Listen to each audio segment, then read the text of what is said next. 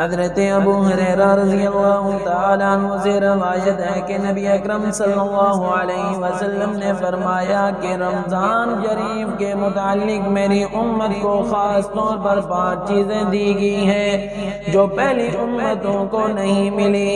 Number 1، روزہ دار کی منہ کی بدبو جو بھوک کی وجہ سے پیدا ہوتی ہے اللہ تعالیٰ کے نزدیک مجھ سے بھی زیادہ پسندیدہ ہے۔ نمبر 2، ان کے لیے دریا کی مچھلیاں تک کی مغفرت کرتی رہتی ہیں اور افطار کے وقت تک کرتی رہتی ہیں۔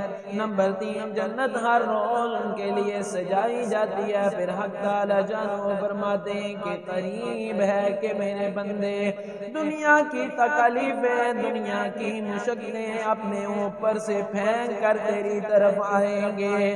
نمبر 4، اس ماہ رمضان میں سرکش شیاطین قید کر دیے جاتے ہیں کہ وہ رمضان میں ان برائیوں کی طرف نہیں پہنچ سکتے جن کی طرف غیر رمضان میں پہنچ سکتے ہیں۔ نمبر 5، رمضان کی آخری رات میں روزہ داروں کے لیے مغفرت کر دی جاتی ہے۔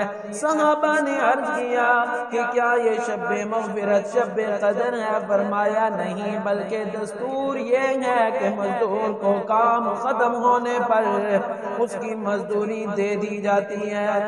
دعا ہے کہ اللہ رب العزت ہمیں رمضان المبارک کی قدر کرنے کی توفیق عطا فرمائے اور تمام روزے رکھنے کی توفیق عطا فرمائے۔